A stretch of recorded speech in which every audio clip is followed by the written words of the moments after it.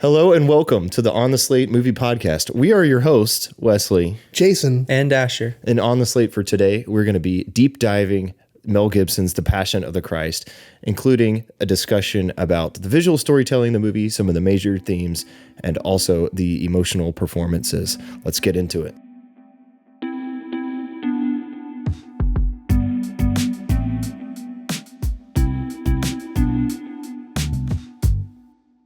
So this is going to be an exciting movie to talk about because it's Easter weekend. We are all believers. And this is one of those movies that, like, as Christians, we don't have a lot of great movies to hold on to. So The Passion of the Christ is the one that we all point to. Is like, oh, that's a good one. That's a good one. That's the one. So, yeah, When we're two going of us hadn't seen it.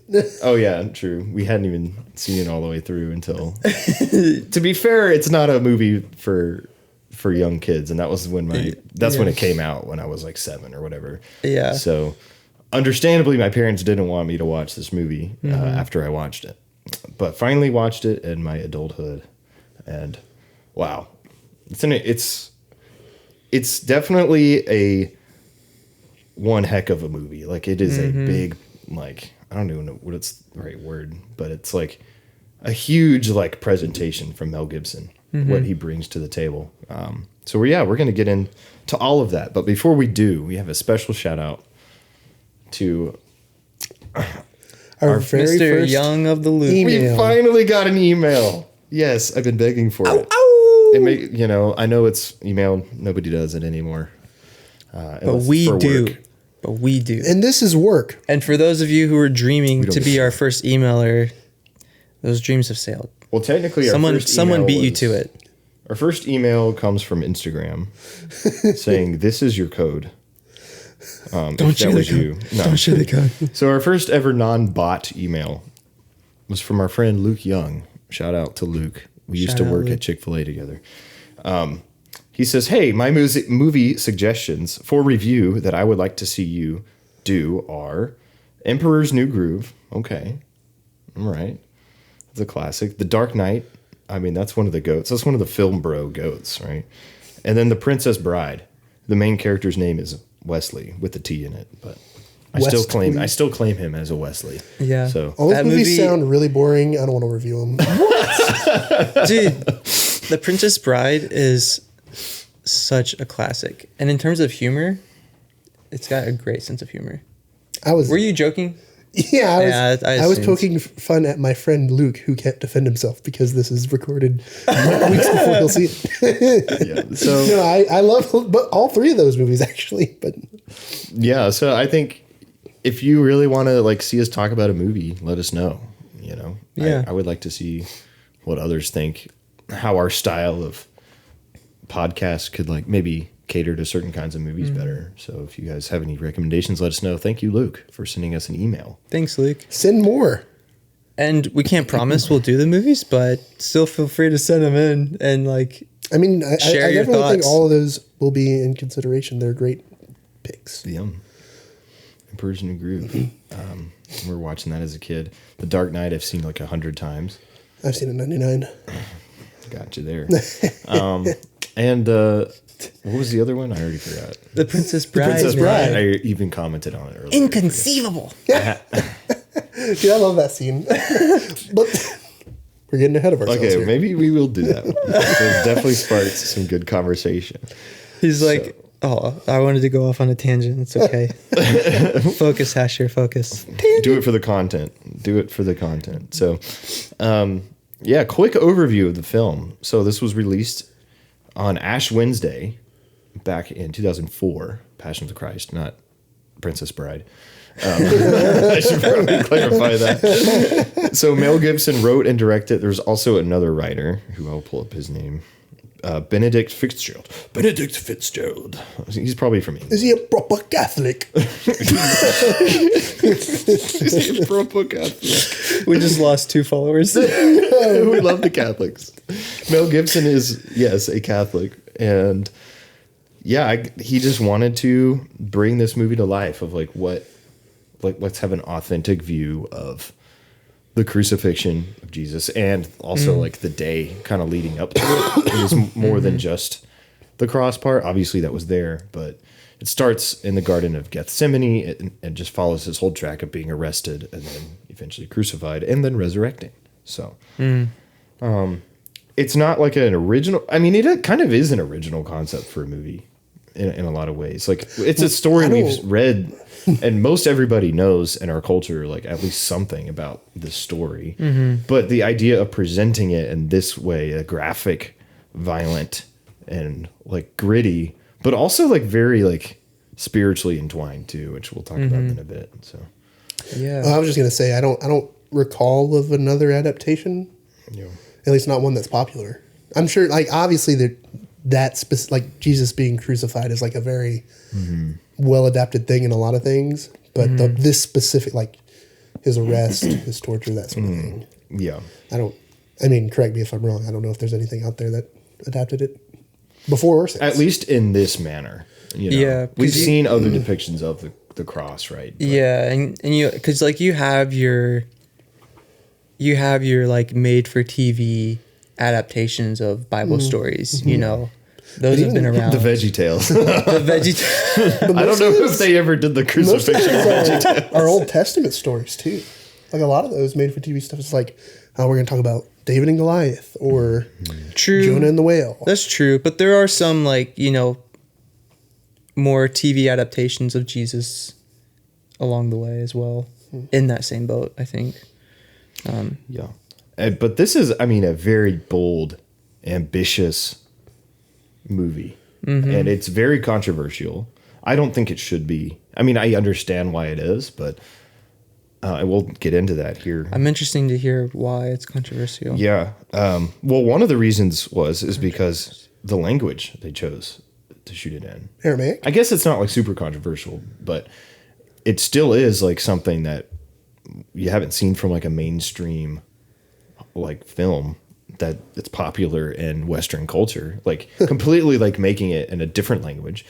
They honored the original Aramaic. Now, the Aramaic, excuse me, the Aramaic that we have now is like the best we can do. Like, it's not really a language that's spoken that widely in this day and age, but they also had Latin and Hebrew used, you know, so like the Romans would speak Latin and like the Jewish characters would speak a mix of Aramaic and Hebrew, depending on who it was. So I actually really enjoyed that. I liked it. I had no issue at all hearing them speak in those languages and reading the subtitles, and I didn't feel any disconnect from the story.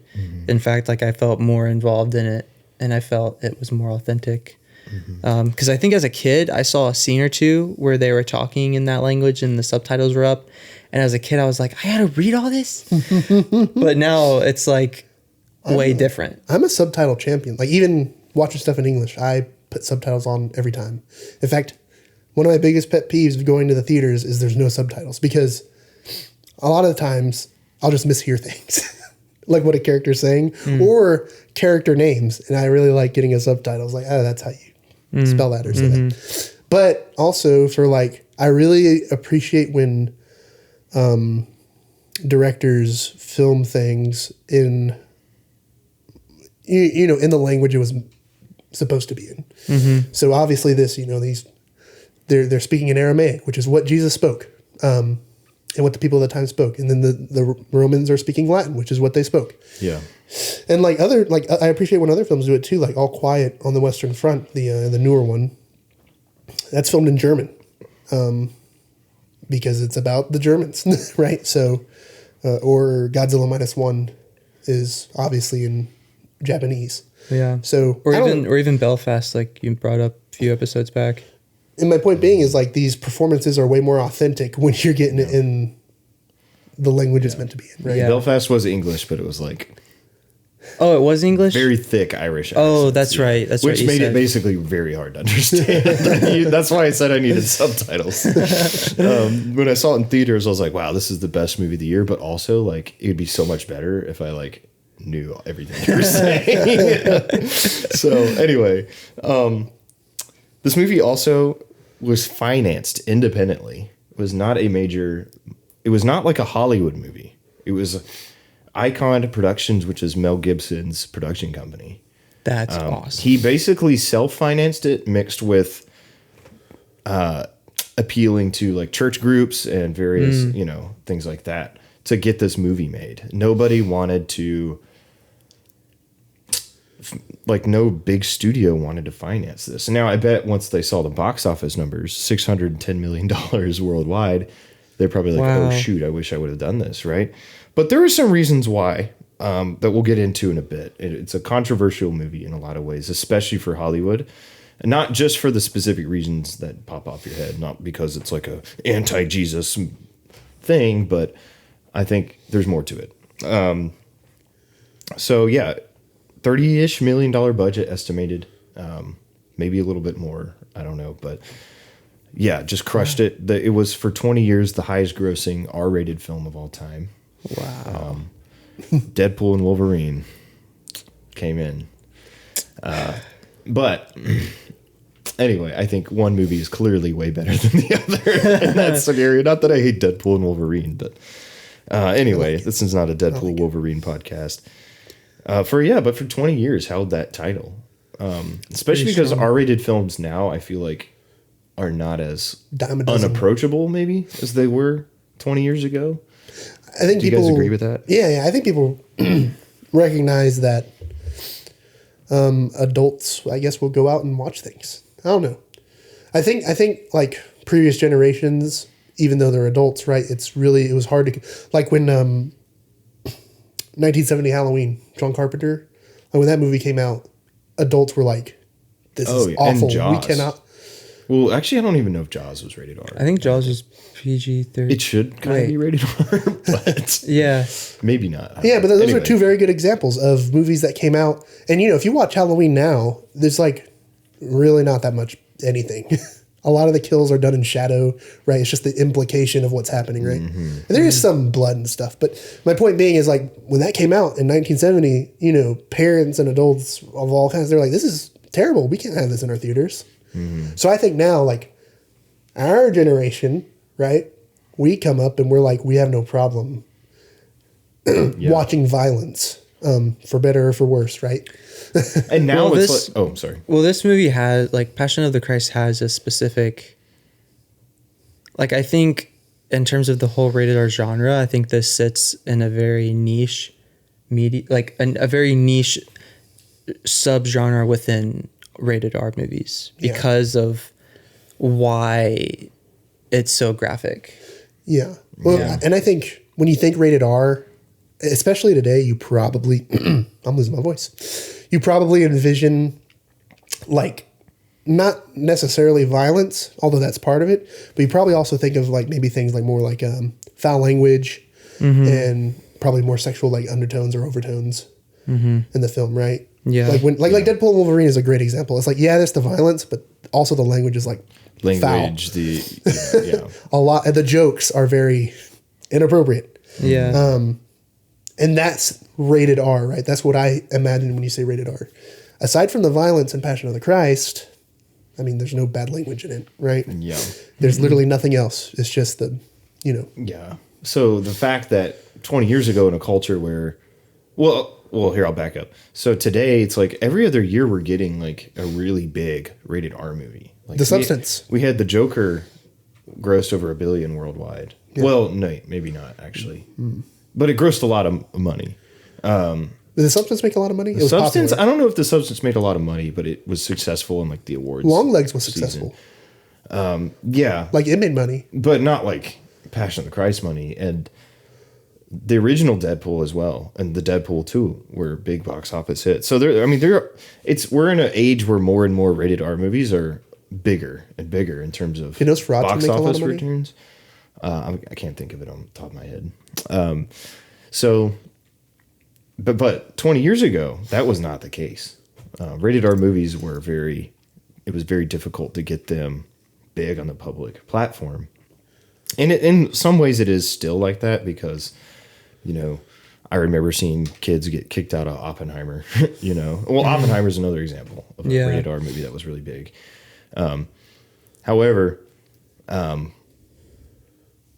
it's very interesting that this movie did so well. And I think that a lot of that has to do with like the Christian audience really wanted this movie to happen. Like they wanted to see it because it's like a special thing, right? So for Christians, like this is the death and resurrection is like the central moment in history, you know? So I think Christians obviously were like dreading seeing the violence, but they like almost in a way like wanted to see a depiction of this happening because it's so special to them, because it's so important to them. It's like their hope in life. So, yeah. And I think that was Gibson's intent. It wasn't to make some hyper spiritualized, tamed down, inauthentic view of, you know, just like something for kids. Like, no, he wanted to make like, this is what it probably would have looked like. Yeah. You know, as best as he could. And that includes, rated R violence. There's no way around it.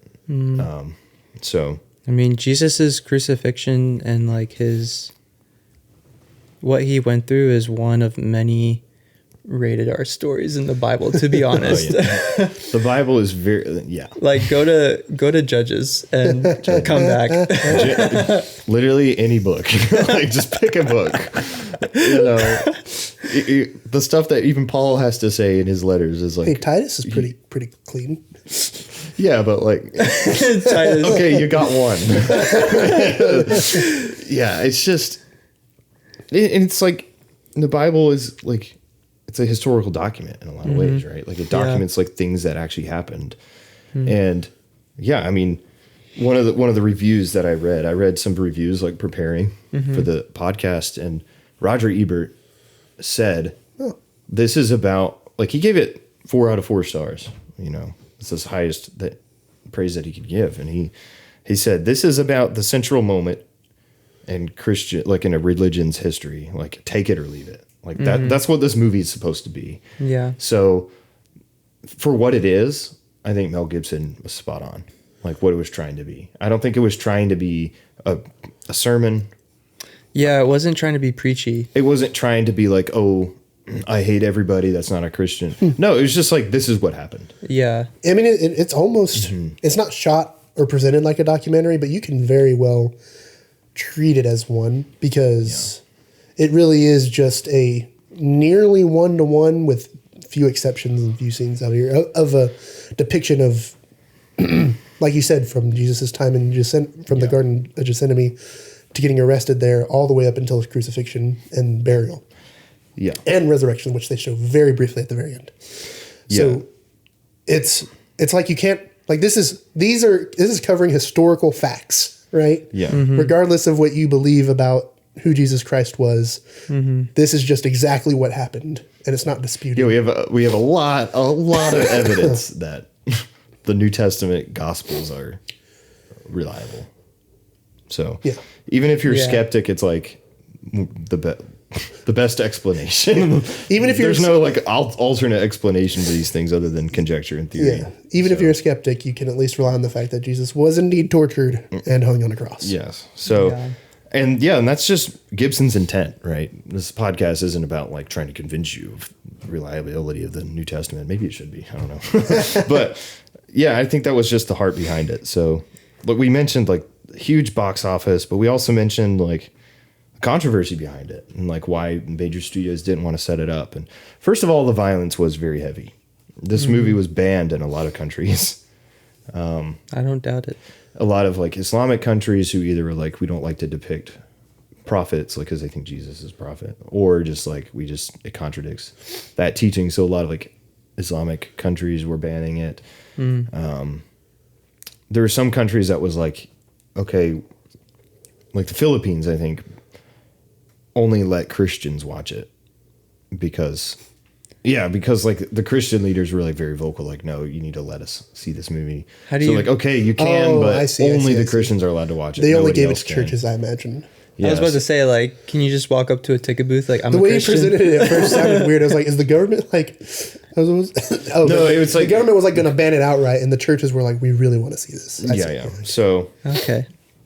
But it's still, despite all that, grossed $600+ million globally. So... That's crazy. That's a big win for especially for it being independently produced and financed. Low, like that's awesome. A mid-budget movie making blockbuster money. Yeah. So, yeah, that's awesome. Mel Gibson took all that Lethal Weapon profit and put it into the Passion of the Christ. Yeah. So the ultimate lethal weapon. The ultimate lethal weapon. Oh gosh. Yeah, so some of the other controversy, which I hesitate to bring up, but it is a thing, which I think is why it wasn't picked up. And it has accusations of being anti-Semitic. So I read about that, and the co-writer, what's his name? Benedict Fitzgerald. He came out, and I think it's him, but it's definitely a quote from somebody, either the writer. No, he was the only other writer, right? Other than Mel Gibson? Yeah. Okay, then it was definitely him.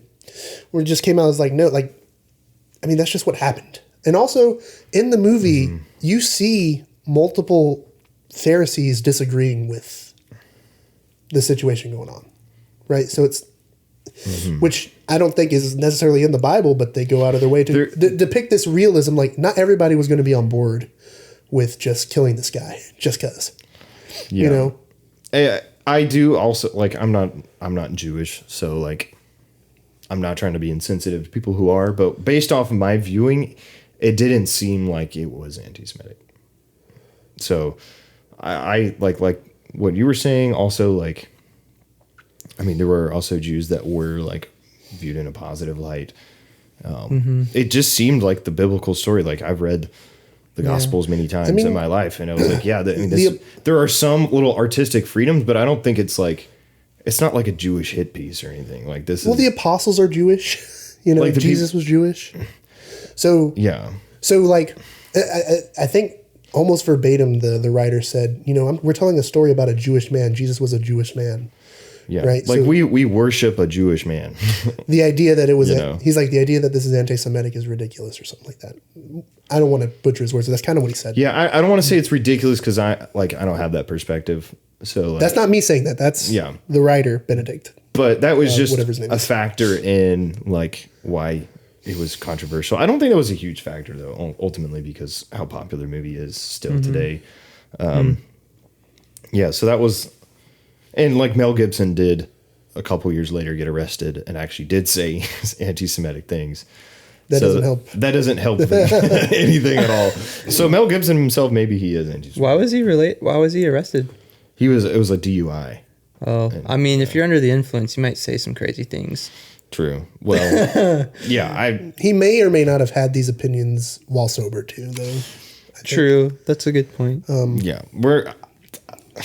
Anyway, that's art from creator. And Hollywood is, I mean, this is factual. This is not a conspiracy. There is a lot of Jewish people in Hollywood, which is, you know, no problems with that at all. Just like maybe they didn't want to pick up this movie because of, you know, the reasons we just stated. Yeah. So anyway, it did receive 3 Academy Award nominations. Did it win any of them? Can I guess? Oh. Yeah, you guys can guess. Did they win any of them? No wins. Best screenplay. No, that was not one of them. Best makeup. Yeah, that was one of them. Best sound design. Nope. Best, is like makeup and wardrobe all together. It's called makeup and hairstyling. There's costume design as a separate nominee. Best costume design. No. Although it should have. I think that would have been a good nominee. Best cinematography? Yeah, that was one of them. Best score? Yeah. Score, cinematography. Yes, sir. And score, cinematography, didn't win any of them, though? And makeup. No, it did not win. Man. Who was it up against? I mean, 2004 was a long time. I mean, come on. Probably. I mean, come on. Like, how do you... The makeup work was incredible. Amazing. How did they sell that? Like, even like in the whipping, I'm sorry. This is going to be a very violent. There's going to be a lot of talk about violence in this podcast, by the way. Not in like a positive way. This is a very anti like violence kind of podcast. We're just being descriptive of what happened. Yeah, but so there's your warning. If that makes you upset, then maybe don't listen to this podcast. Or your stomach upset. Well, according to you, they just did that to him. And I mean, it makes you upset when you watch the movie, like what they're doing. It's not presented as like glorifying violence. Let's put it that way. I'm curious if like how much practical was done and how much VFX were done, because like we're talking 2004. A lot of it was makeup and practical. I think there was like the whipping scene when it showed like the whipping post, which is just gruesome. And like when it like I'm talking about when the scene. The part where like it latched into his skin, and that was a moment where the music swelled in and they ripped it back. Like, was that all makeup? I think that was. I don't know for sure. But I think it was a mix of both. So the way they had it set up was they had Jim Caviezel, who's portraying Jesus. They had him actually shackled there, and they had a wooden board on his back. So those whips are real. Okay. So they're hitting the board. Yeah. Right? Okay. Now, they did actually miss like twice and hit him on his side or something. On his back, yeah. And apparently they left those wounds in for some of the filming. Oh, yeah. Some of those wounds are real, but the majority of them, like all the ones on his back, because that was actually covered by a board, that's all makeup. Yeah. And as far as like the specifics, like I think they had to do a little bit of digital stuff. Like when they were whipping him, you could actually see the marks on his back as they were doing it. I highly doubt that could have been a makeup effect. I'm not saying you could have had the makeup already there and then like make it look like it's but that would have been real. I don't know how they would have done that. Yeah. Because that would have been very detailed, very specific. So I think some of it probably was digitally added, but definitely makeup is what's leading the charge in terms of like just watching a man's body get abused over the course of 2 hours. Yeah. And you can see how it has an effect throughout the movie. Like he starts off with bruises and then it gets to like scars and, it just, it's a very, very graphic movie. I mean, we even see his sweat in the Garden of Gethsemane because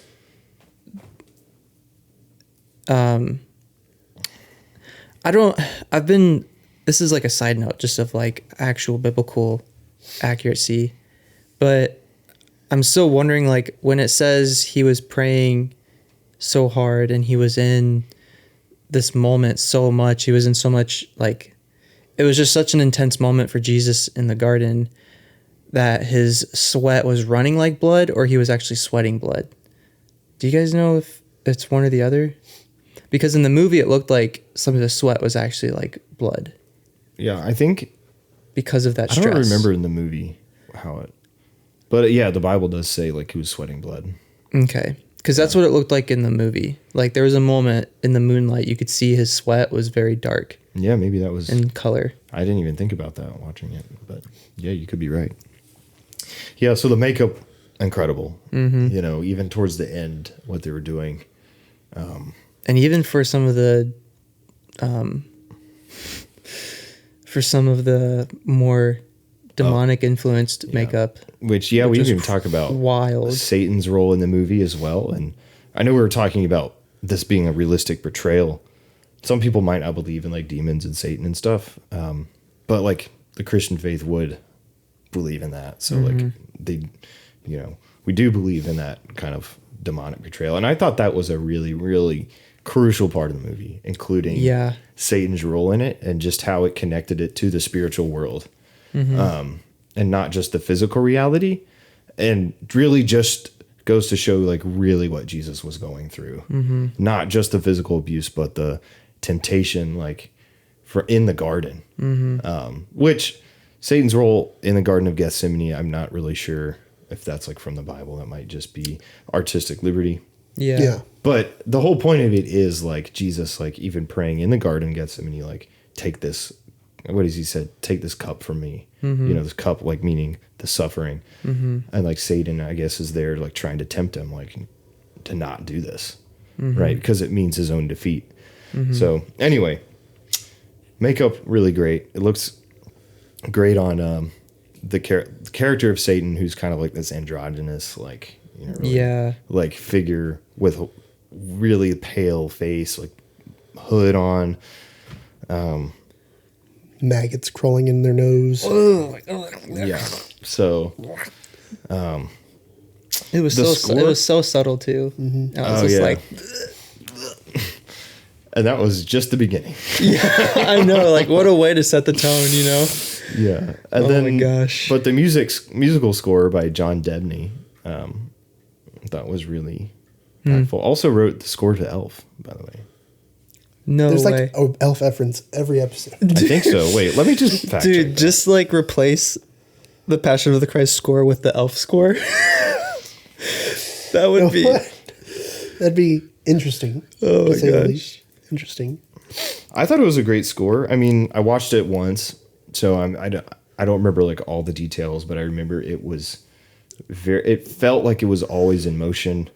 It felt like it gradually built. It really beautiful, like orchestration with the strings and brass, and it felt really like full sound for a lot of it. Yeah, and do you also know how sometimes in older movies the score can even sound like old? Like it sounds outdated. Yeah. Especially for like made for TV stuff, especially like in the 90s and 2000s, like early 2000s, 90s, it had this weird kind of emptiness to it. Yeah. Like it was still orchestral instruments, but there was something about the delivery and the setup to where it felt like outdated and it didn't feel done with excellence. But that's not the case for this movie. Yeah. No, yeah.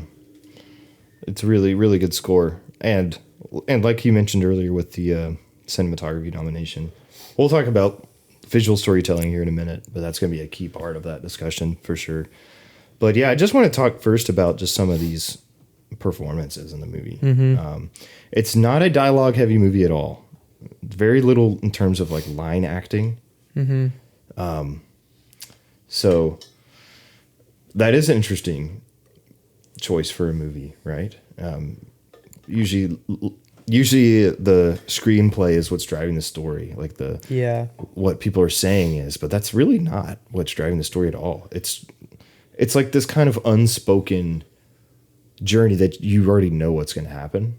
So it's like they don't need to explain it to you. There's a little bit of exposition with like Pontius Pilate and all of that, but that's fine. Like that's a good use of exposition. Like that's in the Bible too. So, but yeah, Jim Caviezel, I think it's Caviezel, how you say that, as Jesus.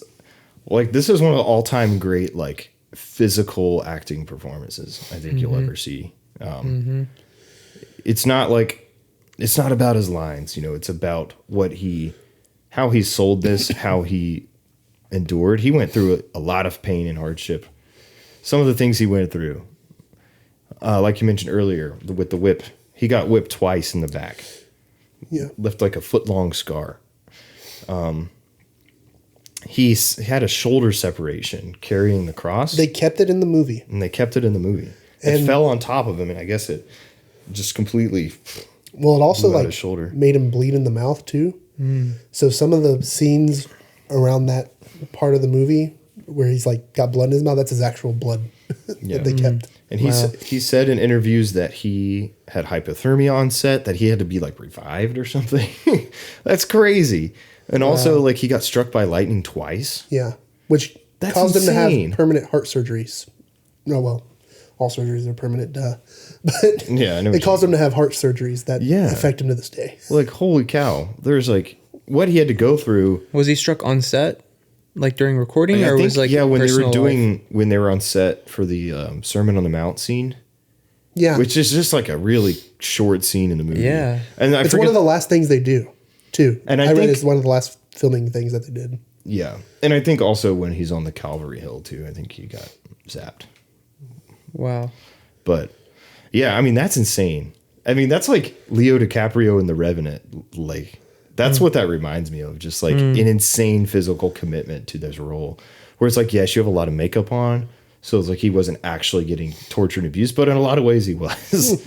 And also, I will add the fact that there's not like another character in history, I think, that is like more difficult to play than Jesus. Like just with all of like the expectations people have for you, like the debate, like should you even like have a movie about Jesus? I think it's an immense role. And like Jim Caviezel, is a really popular 90s actor.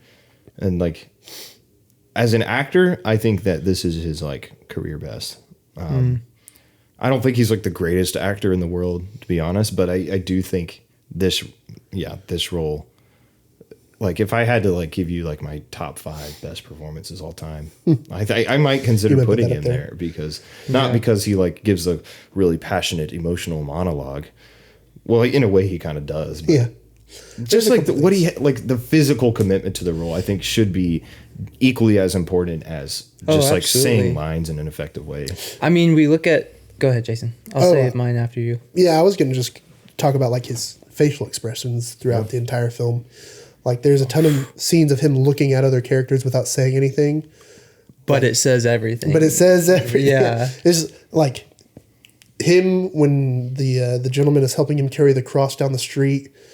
You know, he turns to him a couple of times, or when that lady helps him clean up some of the blood on his face, or even at the very beginning where he like falls off the bridge. Oh my gosh! And Judas is there under the bridge, and he just like stares at him. You know, I can't describe it. You have to go and watch it, but it's just so they're telling us so much about what he's experiencing, what he's thinking, what he's feeling there, and just it's like a stoic silence. I don't know. Yeah, I don't know. It for me personally, it encapsulates what I see Jesus as in my head when it comes to the way he's responding to the situation he's in. It's just like, you know, you talk about like we have to turn the other cheek to people, right?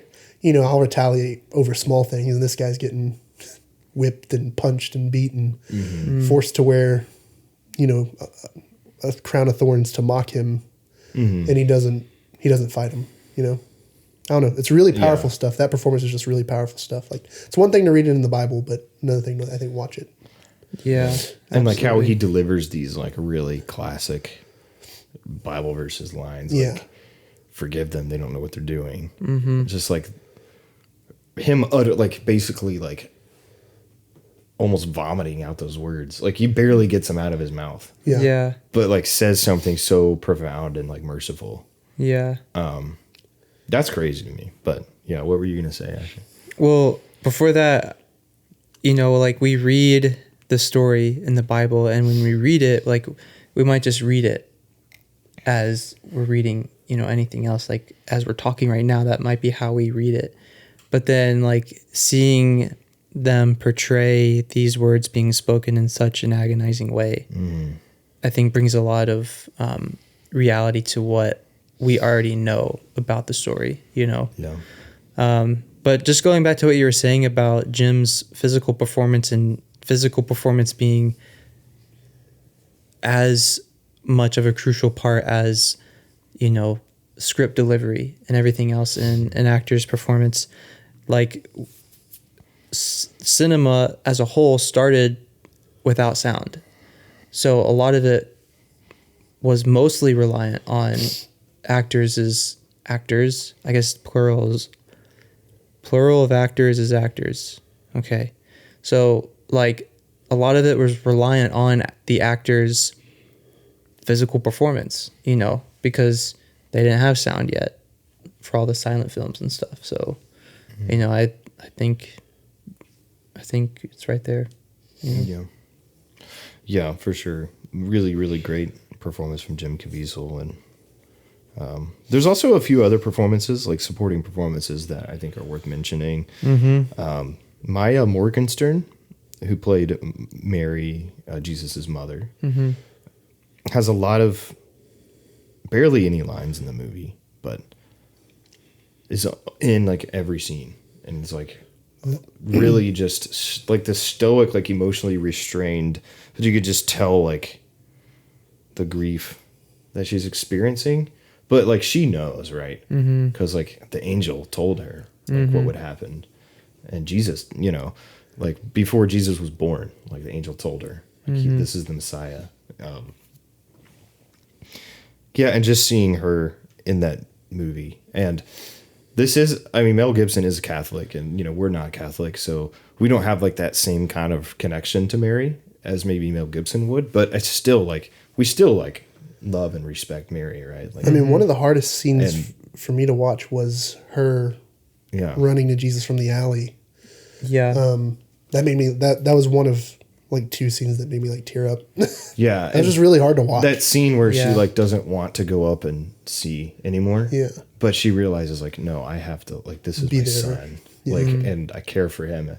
That was really, really impactful. And just like, her example of love and humility, I think, was really profound. And she performed it excellently. Just a lot of like great facial acting. Yeah. I think my favorite supporting performance was probably Pilot's, though. Dude, Pilot's awesome. And that was a surprise. I really enjoyed his performance. Great actor, which I'm going to read off the actor's name. I've never seen him in anything. Sorry, the guy who plays Pilot is awesome. The actual Pilot he's okay. Yeah, his name is, sorry if I pronounced this wrong. His name is Hristo Shopov. Really great, like, conflicted. Pilot's like a very complicated character, conflicting character in the Bible. Like, he knows the innocence, but like, of Jesus, but like releases him over anyway. Well, I think he makes a good point in the. Yeah. They do a good job of really explaining or displaying why. Like, obviously, like us sitting here, he's like, well, he's innocent. We shouldn't punish him. But Pilate's not really in a position to just disobey what the people are asking him to do. Because the like it says in the Bible, like the mob of people that wanted to kill him, you know, and he ended up, like Jesus said, like, they have committed the greater sin, you know? So it was like that idea of like almost, I fear I might misinterpret something, but it seemed like Jesus was like almost releasing him in a way. Like I don't know. I kind of want to believe that too, but I don't know if that's 100% true. I interpret a lot of it as like, this is just God's will. So Pilate really, truly had no choice. And he's in the movie, and in the Bible, I'm pretty sure he says it too, where he's like, you have no power over me. Because Pilate says, I have the power. He's like, I have power over to whether I let you live or die. So say something. And then you were about to quote it, weren't you? Yeah, well, I was quoting the second part, but you said... Oh, where he says, like, you have no power over me, but that which the Father gives you. Mm-hmm. Yeah. And that's very, like, divine intervention-y to me. Yeah. Yeah. And I think, like, it is complicated because, like part of me says, like, he's not really, like, a character that is redeemed in the end, but, like, his performance, like, really captured that complicated nature of Pilate. Mm-hmm. So... And I've seen, like, and the iteration of Pilate and The Chosen is, like, really different. And I think that's important because the Chosen, he's, like, this really charismatic, like, you know, pleasures of the world, like, I'm going to indulge. And this guy just seems like he's just a seasoned veteran who's, like, seen it all, but he's also a little bit desperate. Like, because he knows that he's on his last shot, like, or he'll, like, get removed from his position or, like, killed or something by Caesar. So there's like a pressure on him. There's a lot of pressure on him. He sees the truth, but he also, like, you know, he's conflicted about it. And I think the actor portrays him really, really good. Yeah. And he actually does a lot of the driving force of the like exposition and plot of the movie. Yeah. Along with Caiaphas as well, who Caiaphas, the high priest, does seem a little bit more like zealous and fanatical. Mm-hmm. Which maybe that's part of why people might have viewed it as a little bit anti-Semitic. Just because, like, Caiaphas was kind of put as this kind of, like, singular, one-note, uncomplicated character, right? That was just like, we got to kill. But in the reality, like, Caiaphas was the high priest during when all that happened. So it's like, it's hard to really say, like, if that's the best interpretation of him. But, you know, I think his character served as like a necessary part for the, like, representing this mob. Yeah. You know? So, and I, off the top of my head, I can't remember in the Bible if he's the one, like, leading the mob or not. Mm-hmm. So I don't want to, like, misrepresent anything, but that's kind of how he was in the movie. Yeah. And I think one thing to keep in mind about this movie is that it honestly really is a glimpse into a greater story. because I think some people who might not be as familiar with the actual biblical story of Jesus might find it harder to relate or understand certain elements of the movie, because I think when you know how things progressed up until the moment of the Garden of Gethsemane, that's a tongue twister, I'm gonna be honest. Like there's a lot of things that are kind of set up off screen, and everything with like Judas, like we're introduced with Judas already about to betray. We're introduced with Jesus like already in agony about this. So like there's a lot of things, like we're jumping into the middle of like a greater story where there's a lot more backstory. And I think like going back to the high priest, you know, we might not see everything that led up to it. Like maybe the high priest did have more of a conflicted beginning, but then maybe by the time this movie technically jumps into the window of time, he's more at this ultimate decision. And I'm not saying anything about the accuracy of the movie's character with like the actual Bible story, but just to kind of tie to the fact that there's a lot of backstory to this movie that I think offers a lot more weight to it. Like, say someone who wasn't as familiar with the story, like say they're newly saved and they know that Jesus was crucified and he rose again, and that's kind of the extent of it. They don't know all of the political drama, all of the relational drama. I think there might be some things that they still have questions about, like after the movie ends. So I think that was one thing that I thought about, was like, I think anyone still can watch this movie and still relate to the current happenings, or at least respond to the current happenings, you know, this person just being tortured and crucified. But I think when you start to learn more of the backstory, it adds a lot more to it. Mm-hmm. Yeah, and there is some context given, but a lot of it's like, you know, it wants to put you right in. Mm-hmm. So, yeah. And yeah, like we mentioned Judas a few times. His performance was so gripping, dude. Mm-hmm. He's not in the movie very long. But he's only like in the first act of the movie, but yeah, really, it's a devastating performance, you know, just seeing like, just capturing that sense of like desperation and regret. Mm-hmm. You know, that Judas experienced, like in the Bible too, like the regret he felt, like that scene where he like wants to give back the coins silver, and they just reject it, right? Yeah. Just like, yeah, I mean, and how like you could just see Mel Gibson's interpretation of how like Satan took over him. Mm-hmm. That progression, which is very terrifying, like little kids like driving like demonically possessed children. Well, I don't know if they were demonically possessed. I'm thinking it was just his perception, or maybe it was like a. Well, I don't think the kids were really there. Or it could have been like hallucinatory or something. Or maybe they were. At least in the beginning, yeah. Those first two kids, I think, were really him there. running out into the wilderness there outside the city. I don't think they were actually there. You know, that makes sense because all of a sudden they were gone. Yeah. Yeah, that makes sense. But like one thing that was really interesting, and I think plays a lot to the strength of this performance of Judas, is you see his physical demeanor change over the course of, you know, that first act, as he realizes what he actually did. Like, for a second, I was kind of confused about the actor's performance, because after he regrets what he's done big time, he's like kind of following Jesus in the background as they're taking them in, as they're taking him into like the main temple area, and he's like up against a pillar and he's like wiping his nose animal like on his arm, and I'm like, what is he doing?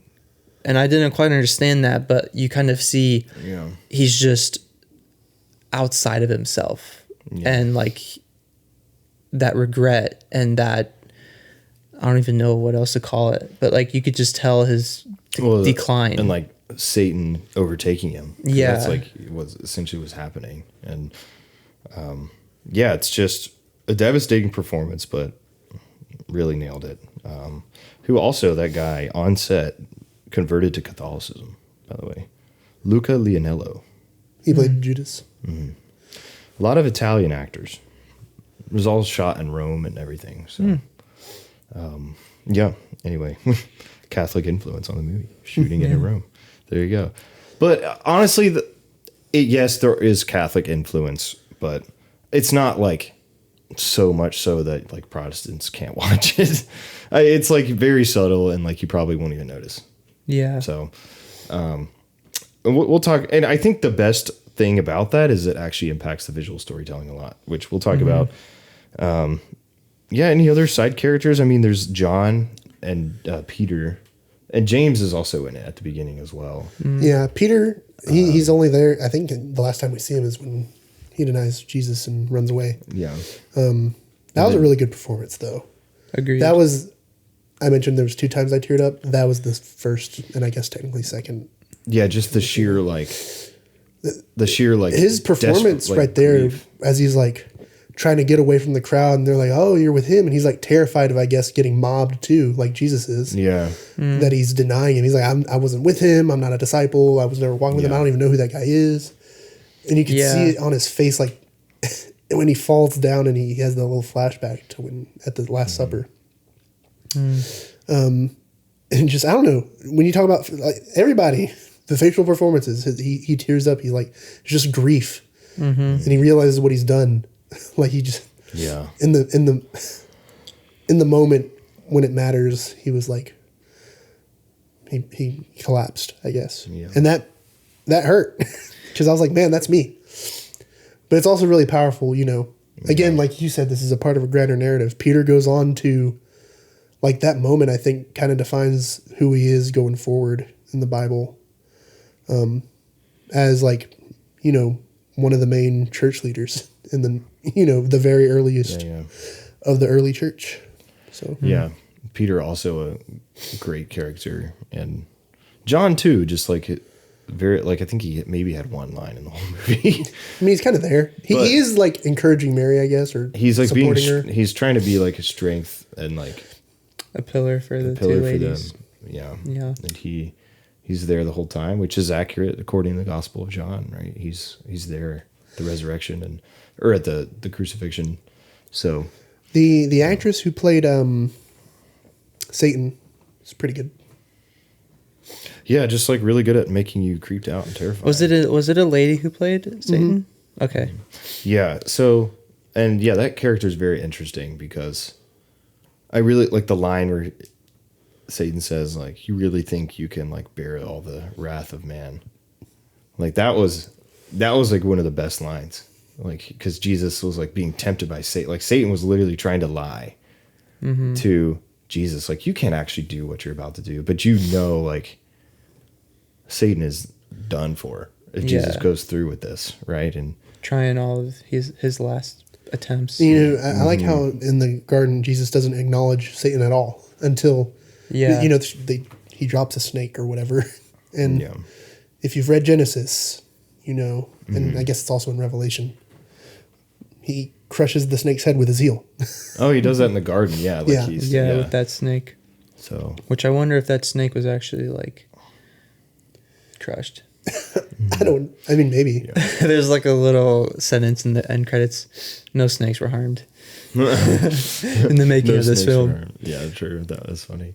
Yeah, and I like that imagery, bringing it back to like Genesis. And there was one part when I watched the movie, I was really like, I didn't understand. At first, I was like, that's weird, Mel Gibson. Why are you putting that in the movie? It was basically the scene when he's getting whipped and like Satan is holding the hairy, like the hairy baby looking thing. And I realized like, oh, that's actually like, and Mel Gibson talked about this too. He was like, there was actually like, I just wanted to show how like Satan destroy, like he corrupts like what is innocent, viewed as good and innocent, like the mother and or like mother-daughter relationship, or like parent, I should just say parent-child relationship, because you see that echoed in like Mary and Jesus, right? Yeah. Like how Satan is trying to corrupt that. That was really powerful when I like, learned about that. So was I wrong where like the face of that baby thing was the same face as the guy who was leading the torturers? Because I thought it looked like him.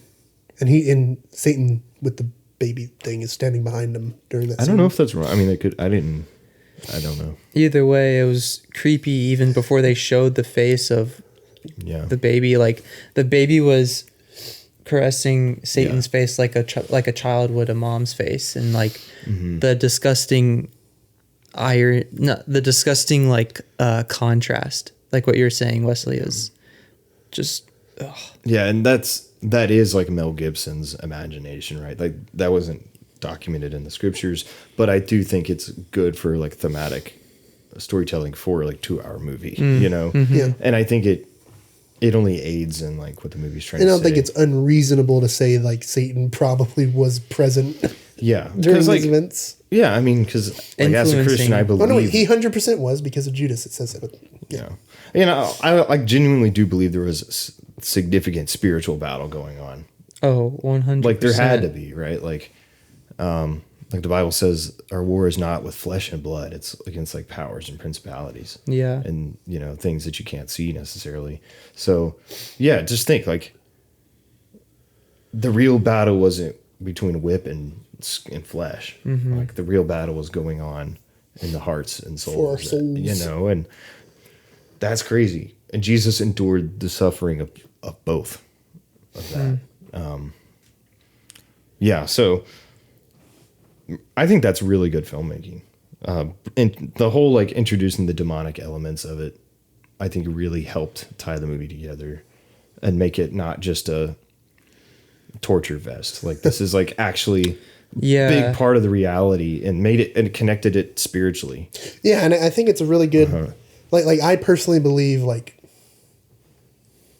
obviously like man creates a lot of its own evil, but I think evil is also influenced by kind of the spiritual evil. So I think it's really, you know, you have Satan moving through the crowd, the mob. You have Satan moving amongst the torturers. It's just this idea that there's just a malevolent force behind evil. You know, and that's not to say people are absolved of what they do, because but you know, we're responsible in the sense that we allow this to influence us, right? Yeah.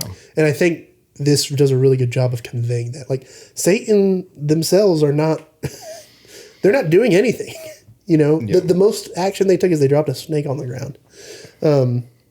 But the real damage comes into, you know, the hearts they're poisoning. Yeah. Right? Yeah. So, I mean, really great filmmaking. And, you know, I think, well, one of the major themes of the movie is like this idea of like sacrifice, right? Like, what does that mean? And I do think that the movie itself shows you the sacrifice. Do you guys think like the film portrays like, do you think that comes across like why Jesus was doing what he was doing? Do you think the movie portrays like the why behind it very well? Or do you think it's just like, oh, this is just a guy that's getting beat up a bunch? I think it goes back to like the backstory I was talking about. I think knowing the backstory helps with the why of what Jesus was doing. Because I think like if they wanted to maybe focus on something more, I think they, you know, that could have been something. But then again, like they're literally jumping into the middle of a story essentially. I was gonna say, I think they do you know, you have the beginning of him praying in the garden. You have multiple flashbacks to the Last Supper, which is directly referencing why this is going on. And you know, obviously, if you want true context, just go read the Gospels. Yeah, so I think that is the biggest challenge that the movie had. I think in terms of storytelling was, providing context, because not everybody like, yes, you could show Jesus getting whipped and destroyed and dying on a cross, but like, what's the context for that? Yeah. Why is this so meaningful? And I think the movie does a mostly good job of that. And like I think it does what it needs to. Like that line I mentioned earlier, like, do you really think you could bear the wrath of all man? Like, that's the point of Jesus dying, right? Was to like die in our place. And like God, the Father, saw that as like an acceptable sacrifice to atone for the sins of man. And I think the movie like does a 90% good job of portraying that and getting that point across. But again, like if you missed that one line and you didn't know, and you didn't already know, like you could be a little bit confused. Yeah. The scenes, the flashbacks to the Last Supper, specifically when he talks about drinking of the cup and breaking of the bread, it's John having the flashbacks, right? Is it? Oh, yeah. So it's John having the flashbacks, and they're two separate scenes, and they're correlating directly with Jesus' blood being drawn and his body being broken. So that happening in the moment, flashbacking, referencing the scene at the table, because you have Peter. Actually, so Peter does show up again, technically, in a flashback. He's on Jesus' right, but on his left is John, and he's passing, because they're going in a circle. So he's passing the bread and the wine to John. So I guess it's really easy in my head to connect, because I don't even know if you could tell that's John, right? Without us just knowing things. They mentioned it maybe briefly at the beginning. But I think it does a pretty good job of conveying, like, oh, okay. I guess part of it is like you have to know what the Last Supper was, though, right? Yeah, for that to make sense. I think it does connect, like, what is the meaning of the Last Supper? Like, I think that's why it's there. Yeah. And, like, especially if you're Catholic, the Eucharist is, like, the thing, like, the miracle, like, that they do. I mean, Protestants also partake, they call it communion, which is, I mean, tremendously meaningful to me. But, yeah, I mean, I think I liked that. I liked that cutaway showing that, because I just loved the Lord's Supper, the Last Supper. Not all of the cutaways worked for me. Not necessarily like the message was bad, but I think some of the it just seemed a little bit like, I don't know, the execution of it in terms of like visually, like it just like Jesus with the perfect hair, the wavy hair, shiny white smile. I'm like, okay, this seems like a cartoon, like almost, like, okay, like, I guess that's fine. But because you mentioned that for the Sermon on the Mount flashback, right? That was really prominent for you. The sun was shining. Like, I guess it just seemed to look corny and cheesy amidst this like very brutal and grounded, non-corny, cheesy movie. That. So it seemed a little bit displaced. But again, like that's a nitpick. That's not like don't watch this movie because of that. Like that's just a very small nitpick. I really liked the Sermon on the Mount scenes, the flashbacks. They're brief, but because at least in the movie, I don't know if this is really true, right? But in the movie, it's portrayed as he told the Sermon on the Mount on the same place where he's about to be crucified. In reality, I don't know if that's true or not. It might be. I don't know. So one, that parallel is like really powerful for me. It's like, and you see that he's having that flashback as he's carrying his cross, about to like probably like pass out up the, up this little hill or mountain. And also like the Sermon on the Mount to me too is like a very like important moment. I think it is for a lot of believers. Oh yeah. But the Beatitudes, man, that's like one of the best like anythings. I don't know ever. Matthew 5. We just went over it in church, but it's so good, dude. But that is like, and that's also the start. I mean, really his baptism is the start, but that's like one of the big starts of his ministry.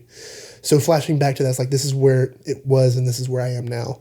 But like in my head, and again, this is like all my context as a believer, right? So I have a lot of reinforcement there. So maybe to somebody who isn't a believer and isn't sure, it's like, it's kind of random actually. Yeah. You have no idea what that's referencing.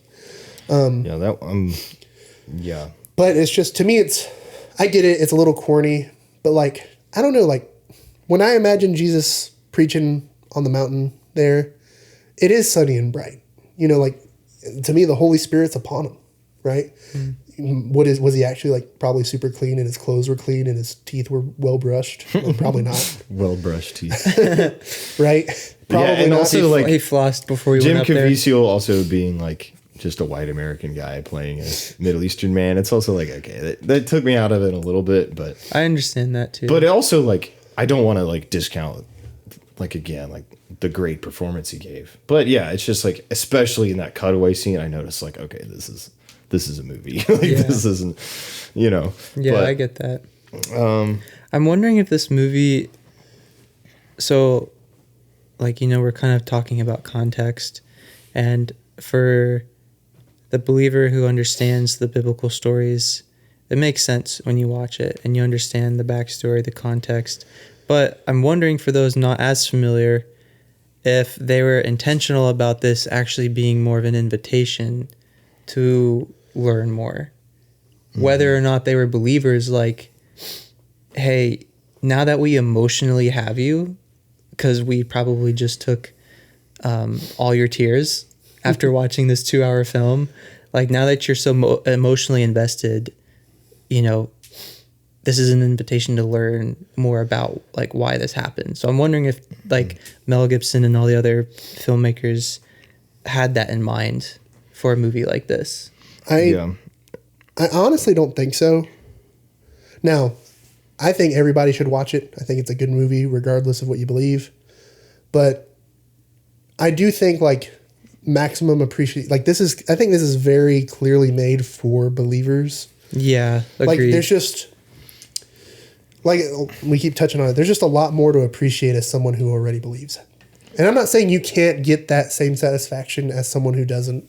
I would say I would push a little back on that because I think this is a very good movie, like that you can enjoy or at least appreciate without like being a believer. I think you can have a lot of technical appreciation, but I just think of from people I know, right? They are not moved by some guy who died in the first century, right? That I acknowledge that it was for me and for everybody, but they don't. So to me, that's like, I can see why, like me and another person I have in mind who watch it together, we can both appreciate the technicality of it, the performances, the score, right? We can both agree it's a very good movie, but I'm touched where they're probably not. Yeah. You know what I mean? That kind of goes back to like talking about The Chosen in the last podcast we had, of like how audiences like the theme, like non-Christian audience, they like some Christian themes of like do unto others as that you would want them to do to you, or, you know, don't murder, you know, like what these sub-Christian themes, objective but like morals. the theme of the gospel is like something that people actively reject, you know? So like, I get what you're saying there. Like, if somebody rejects that, then obviously it's not going to like hit them as hard. And that's what I'm saying. Like, I think the movie, like ultimately you don't get to choose what your stuff is made for, I think, right? Mm-hmm. You can gear it towards an audience, but at the end of the day, the audience is whoever watches it. So, you know, regardless of what Mel Gibson's intention of whose audience was supposed to be, right? But I think like watching it, like it definitely was made, like they weren't trying to, like if other people watch it, fine, good, that's excellent. But I think they were trying to tell a story that's going to resonate, like when he was making it, when he's writing it and they're filming it, I think they're trying to tell a story that resonates specifically with people who already believe, right? I think that's, I mean, I don't know, maybe I'm wrong. Maybe Mel Gibson was like, no, that wasn't my intention at all. No, I think that's good, though. I think that's a good point. So, yeah, I was also going to ask you guys, like, we talked about this a little bit, but we can unpack it more. Like, the violence in the movie, specifically. Mm-hmm. Do you think that the violence was excessive? Do you think it was necessary for the movie? Do you think the violence is meant to, like, inspire people, to shock people? Like, what do you think Mel Gibson accomplishes by making this a very graphically violent movie? And we can also, I mean, maybe get into some of the more memorable details of specific things, which makes the conversation a little uncomfortable, but like it's important to talk about, right? I think the violence is like meant to, one, make you like uncomfortable, and two, make you empathize on some level, or sympathize, I guess, because I don't know if we can really empathize with that, but we can definitely sympathize. And I think we're all going to have a different experience. So, yeah. I mean, just to preface this, right? Like, I have no problem seeing violence on movies and shows, right? They don't really bother me that much. And like me and Asher, we're like, we agree on, we watch a lot of the same things, but then also like I have a pool of things that I just will watch that he'll probably never watch, right? And I could tell that when we were watching it, like you had a hard time watching it. Yeah. And I did too. Yeah. I couldn't really see you because Asher was between us. Yeah.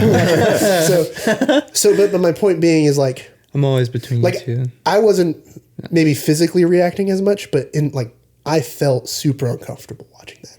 Right. And I've seen some of my recommendations at the end of certain, like our news episodes, I recommend stuff that have violence in it that probably have greater violence than this maybe, but the context really matters. Right.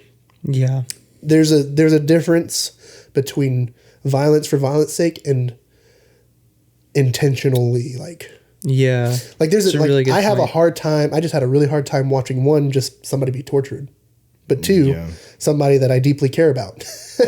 Right? Yeah. I think I don't know if there's any other movie that we can find where I'm emotionally connected to the character quite as much as the real life Jesus Christ. Right? Yeah. So I'm rambling, but in the short, you're long good, short, man. You're good. Is I feel like I know Jesus, right? I feel like I have a relationship with him because I believe I have a relationship with Jesus, right? Yeah. So to see him, a depiction of what happened, right? It's like watching if I watched my own father or something get hurt and tortured, right? Yeah. Like that's how I felt, right? I don't know. So in a good way. In a bad way and in a good way. Yeah. I don't know if that makes sense. No, it does. Yeah. I think my experience with the movie, the violence, I was like, man, it really opened my eyes. I knew about I've been following Jesus for a while now, but I knew that he suffered a great deal, but seeing it, this is what this man went through for people that actively rejected him, and seeing what he was willingly submitted to, he was God, right? He could have stopped it. He could have snapped his fingers and everything would have been fine. But what he knew he had to do for the sake of the people that he loves, that seeing that should have been me, right? Yeah. And I think to what we were talking about earlier, the fanaticism of Caiaphas and the mob. I don't think Mel Gibson is trying to say, I think this is all Jewish people. I think he was saying no, this is you, the viewer, actively submitting, putting him to there. Cause our sin is it's a rebellion against God. It separates us from him. And, and that what he went through because of us, because of our wrongdoing, he had to do this. Yeah. So it's our fault. We're Caiaphas, right? We're the ones that are, it's not specifically and that's my biggest thing. Going back to is it anti-Semitic or not? I don't really think so. I just think he's trying to portray our fanaticism and our desire to put him on the cross because of our wrongdoing. And seeing that was convicting for me, but also it was, just really it was hard to watch. Yeah. But it was something that I know I needed to. I felt I can't close my eyes. This movie's horrific. And not in horrific in quality, but just what's going on. And that was kind of my experience. I was this man died in the worst way possible. Didn't deserve it, but did it because if he didn't do it, we'd all be screwed. We'd all be we would be on the cross, however we die, that's the end for us. We're going to be with Satan, Satan wins. But because Jesus went to the cross, our sins like are forgiven. And that goes back to the bread, like his body broken, like he physically suffered, spiritually suffered, and his blood was shed, and that's like for the forgiveness of our sins. Which is a whole biblical theme, which I'm not going to go into now. But yeah, and then obviously at the end, like his resurrection, which is, you know, a triumphant moment, right? Like he rose from the dead, and then that gives us hope, right? To like walk in new life. Like we are going to rise from the dead too, you know, not like literally like zombie out of our graves, but like we're going to live in eternity with God. So that's, I don't know, just seeing like what Jesus did to be able to make all that happen, the price he paid. That was like really impactful, just being able to visually see it. Yeah. Do you mind if I say one more thing before you share? Go for it. I just really wanted to like emphasize like that point about the Pharisees being a stand-in for us as sinners, is just like, if you ever hear me talk about the Gospels, like just my own thoughts on it is like, anytime you see a Pharisee doing something, it's like, remember that's you. Right? That's me. And also like Barabbas too, the prisoner they released. That's just a 1-to-1, right? Yeah, it's like, dude, we're Barabbas. Like we're the murderers that's getting set free because of what Jesus is suffering, right? Yeah. So you know, it's just like, I just really like important to remember. It's like, man, you read about the Pharisees in the Gospels, and you're like, man, they're terrible people. Like we are the terrible people. Like your point just being like, Jesus is on the cross not for anything he did. It's for everything I'm doing. So, and that is very convicting, I think. It's just like, it hurts, right? Because, again, I feel like I'm doing this actively to him. Right? Y'all didn't think you were going to get preached at, but that's what we did. Anyway, Asher. Describe your experience just like interacting with the violence in this film. Well, kind of on the same page as you. Like, I felt it was important to watch this. Bro, why am I like getting teary? Like, I feel like I'm about to burst into tears. Bro, let it happen. Let's be real. Let it happen. It's funny because when we were about to play the movie, Lord S was like, all right, y'all ready to play it? And then you and I, Wesley, both were like, I don't know, are we ready to watch this? I don't think we are ready. Like, I don't know if we are. And honestly, like, I was thinking about it all that day. Just knowing the violent depiction I was about to like experience, and to go back to what you were saying, Jason, like it wasn't violent for violence sake. Like there was a purpose to it. And I think they really did well with that, of trying to evoke that emotion and what he went through. And for me, it just, I think was, I think it was refreshing in a sense of not,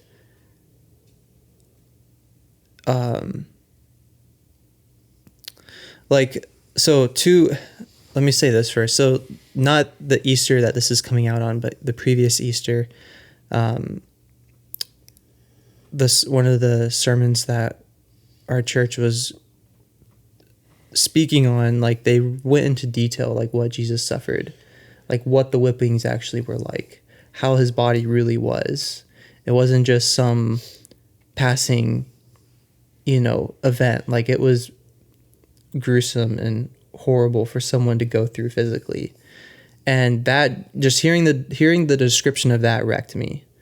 And I think just pairing that with visuals that stay true to like the context, I think it's like essentially cold water to my face, to know that though I'm already saved, like this is the core of it, and to not ever be complacent about that. And not to say that I was, but I'm just saying like it brought a lot of reality to like what I already knew was true,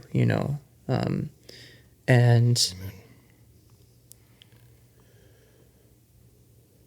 Yeah, just seeing how one's body could be just very altered in a small amount of time, and how like how much that can just like weigh on someone. Yeah. And I think one of the lines, I don't know if it's an actual biblical line, but one of the lines that stuck out to me was right before he was about to be whipped, right when he was chained up to the post. He prayed to God, or he just told God, he's like, my heart is ready. And that was like really impactful to me, because like he knew what was about to happen. And so he was internally ready for that. Even though it was still going to hurt, like he was at a place, I imagine, of peace about it, because he knew the end result. And that was just a very impactful line. I don't know if it was an actual biblical line, but I think even if it was creative liberty, I think it still aligns with what Jesus' posture was, through that whole period. Yeah, I think that's a reflection of his heart. Like in the opening scene, like what he's praying about in the Garden of Gethsemane, he's like, take this cup from me, but your will and not mine. Like, so he's like submitting to the Father, like your will. So yeah, I guess that was kind of like an expression of that. Like, my heart is ready because I've submitted this to you. So yeah, definitely. If you want to watch the movie, just be ready. I don't know if you will be ready, but just seriously. I mean, it's a good movie. I think even if you've got kids, like maybe not like super young, but like, don't show this to little Timmy don't right before bedtime. But even if they're like, I don't know. My mom let me watch it when I was like 8. This is like, this is a good movie to watch with your family and just talk about, I think. Yeah. And I think it can foster really great discussions like we just had. Yeah. I think, what does this violence like mean to you? So, yeah. So, just want to segue into what we said we would talk about later, which we are actually talking about. I feel like sometimes I'm like, oh, we'll talk about that later, and then we never do.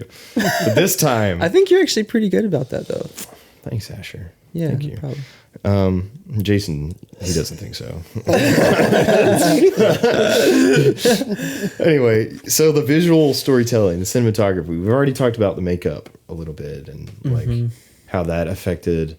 But one thing in particular is really, I mean, the cinematography is so crucial to the success of this movie, I think. And like you could say that about any movie, but especially this one. And it really made it feel like, to me, there was so much influence that Mel Gibson had from like ancient like art, like Catholic influence, which, I mean, to be fair, is, really, really good art. And not ancient. Can't be ancient. Well, what do you define as ancient? How BC? Before Christ. Well, old. I'll just say centuries old. Vintage. It almost felt Renaissance-y. Is that a word, Renaissance-y? It is now. It was very sonsy. But yeah, the final like scene when Mary is holding Jesus is like, that's La Pieta, like the sculpture of Mary holding Jesus that Michelangelo did. It looks just like it, and it's very inspired by Catholic art, which I think is a great choice for the movie. Because I think it gives the film a visual style.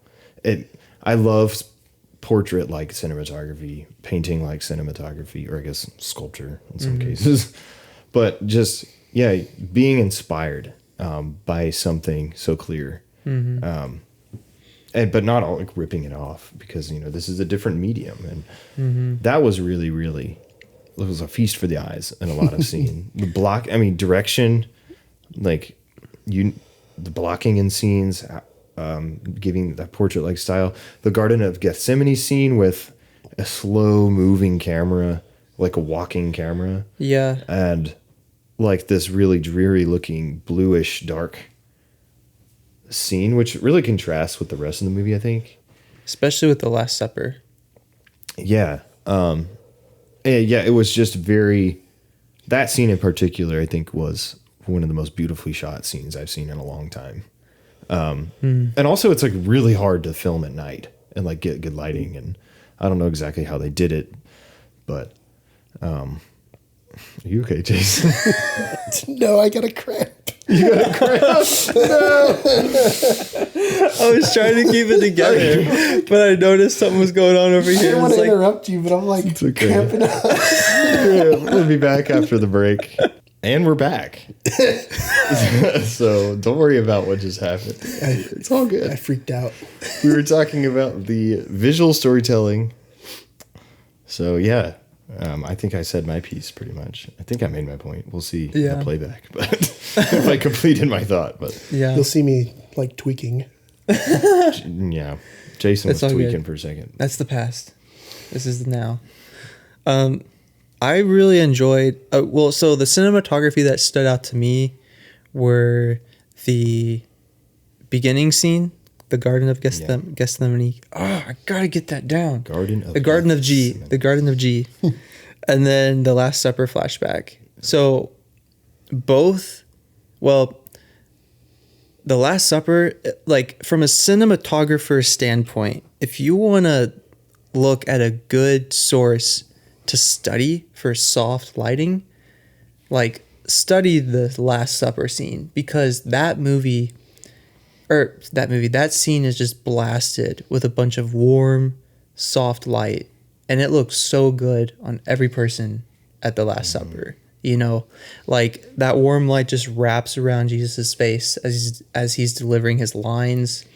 You know, as they're passing the bread, and it just looks so good. It looks so like homey. It looked very intimate, and it looked like some place that I wanted to be. Like, I feel like if I was a kid, you know, in that room, I could have just like fallen asleep on the side sofa, you know, just because it felt so peaceful, so warm. And I think they did such a good job with the cinematography. And then with the beginning, you know, the Garden of Gethsemane, there we go. Got it. It's kind of similar, but we have like the moonlight as our main source, and we have a lot of fog too, which I think added really nice depth to the shots. And I think the moonlight provided a lot of really nice shadows at times, but then also highlights for specific moments, you know, like the way Jesus's face was lit, even going back to what I was talking about with the sweat coming off his face. Like, all of the bullets were highlighted in a way where it was more prominent. Like, you could tell he was really sweating. And, you know, sometimes things like that, little details, can get lost depending on how you light stuff. But they lit stuff in a way that brought out those details. Even when the soldier's ear got cut off, like the frame is blues and blacks. Like, that's the color of the garden scene, you know? And so how are you going to really show this guy's ear was just cut off? You know, there's not much prominent red colors in the scene. So like the way they, one, the makeup, but then also two, the way they lit the blood to pop, you know, how the highlights form along the liquid, I think was just really key to that as well, to really sell that. And just really great cinematography. And yeah, and I think the way that they filmed a lot of like the walk with the cross. I mean, some of the filming was excruciatingly like painful to watch. Like when they flip him over. Oh my gosh, that was yeah, that was devastating. And yeah, just how they like filmed him like on the cross, like his, oh man, there's another artwork that inspired it. I can't remember, but it's basically when he's on the cross and like he's like, he says he commends his spirit. It's like his last words, and then he like leans back his head. Mm-hmm. That was a painting. Like it was so gorgeous. Mm-hmm. I mean, his face was like brutalized, broken nose, like blood everywhere, crown of thorns, and just like, I don't know, the way that they filmed that just looked straight out of a painting. It was really, really beautiful. Yeah, but just how they filmed Jesus carrying the cross and the other guy, which I can't remember his name. I should know his name. The civilian. Which, because he's in a Bible character that has a name, I just can't think of it. But anyway. Was that, so that was actually something that happened? Someone did actually help Jesus carry the cross in the Bible? Mm-hmm. Yeah. Okay. I guess I'm not as familiar with that part as others. Simon of Cyrene. Okay. This is not Simon Peter or Simon the Zealot. This is a different Simon. Or Simon Cowell. Or Simon. It's not Simon Cowell. I hope not. That'd be really weird. What are you doing there? So, yeah. I want you to know I'm innocent. No, that's not Simon Cowell. Sorry. I'm going to stop. While I'm ahead. Let's move on. What about you, Jason, visually? What stood out to you? I think I agree with a lot of what you guys said. Like, definitely the Garden of Gethsemane. Gethsemane. Yeah. I'll get it right eventually, too. I'm probably saying it wrong, too. You're saying it right. Gethsemane. That could just be straight up the wrong. Gethsemane. Gethsemane. It opens with Jesus, like, under a beam of moonlight. Blue moonlight, I might add. Blue light.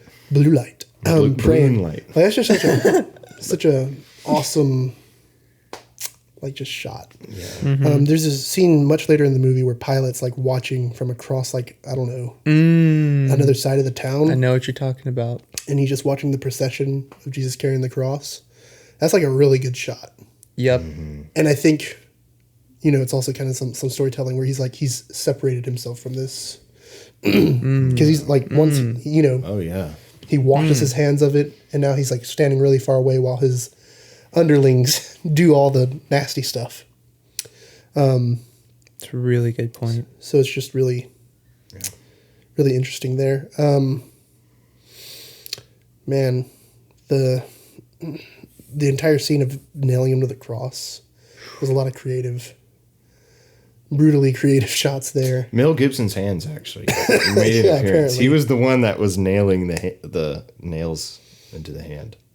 Yeah, and I think that was him just saying like, "Yeah, I killed. Like I was part of this. Yeah, like I think he wanted put him like, there.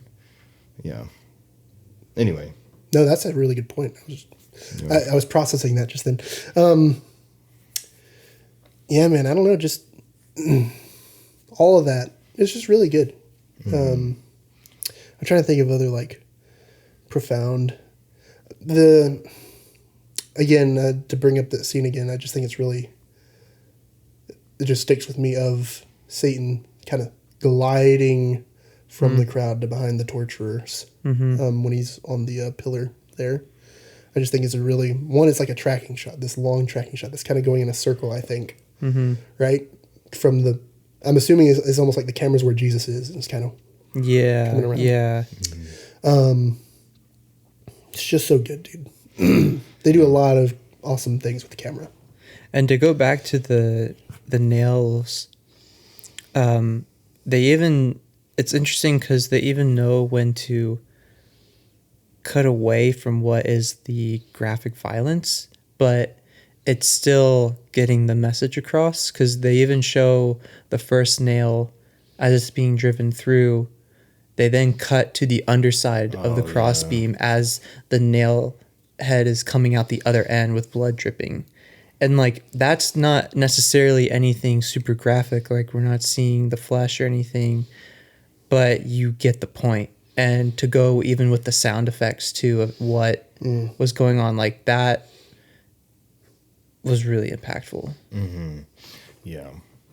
definitely. I will say that there was a lot of slow motion in the movie, which feels There like was. a product of its time. Yeah. 90s, I don't know if early you guys- 2000s. I don't know if you guys had. I mean, I guess you did because you just said it, but I had that same like kind of thought. I mean, I noticed it. I didn't really. I mean, it didn't bother me. There were certain parts where slow-mo happened where I felt It wasn't necessary. it wasn't necessary, and I felt like it kind of messed with the tempo of the scene. Like, especially when the soldiers came to arrest Jesus, and like that whole skedaddle happened between the soldiers and the disciples.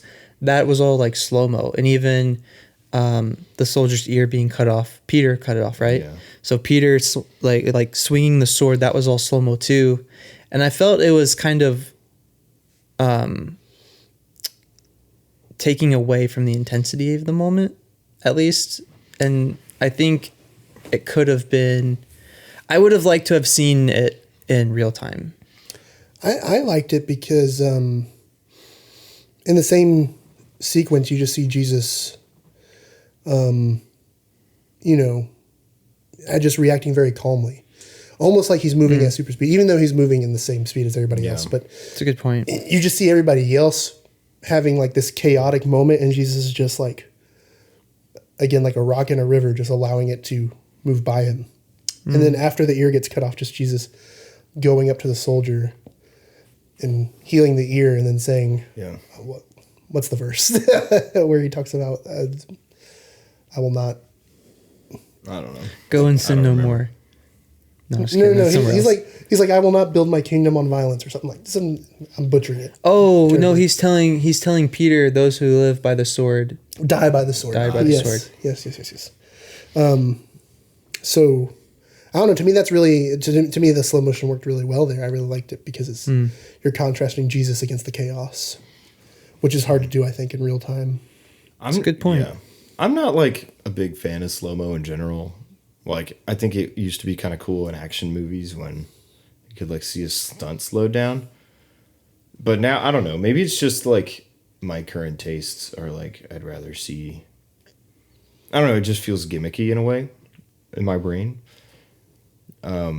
I think slow motion can be used in a gimmick way, but I think if you're being intentional about it, it can add to the story.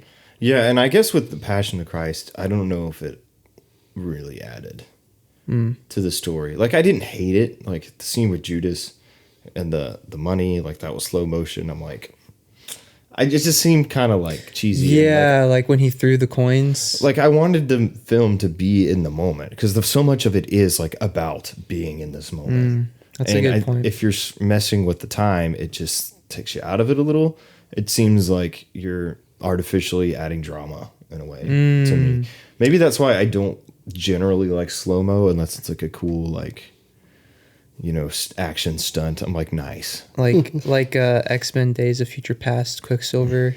Yeah. Or like slow-mo scene. Well, technically that's fast forward. Or it's like a transformer who's like transforming from a car to and catching Shia LaBeouf midair with his hand. That is an awesome something like that. But when it's like, okay, this is like, I get Yeah. it. You want to add tension to the moment. You've got to get what you called like stuttered slow motion, which they use a lot in Lord of the Rings too. And I remember watching that. I'm like, yeah, I don't know if I'd love that. Yeah. But I love Lord of the Rings, but like that specific use, which leads me to believe like those two films came out like basically the same time. So maybe that's just kind of the stylistic norm in the early 2000s. I wonder if it's also a technical reflection. One of like them recording in a frame rate that they didn't intend for slow motion and then realizing, oh, this would look good in slow motion. So now it's a bit stuttery. Because that could be one reason, but it could also be a stylistic choice. Or I'm not super well versed in the history of slow motion and cameras. So maybe like they didn't have, I kind of find it hard to believe, but maybe they didn't have a frame rate for that camera to shoot smooth slow motion, but I kind of find that hard to believe.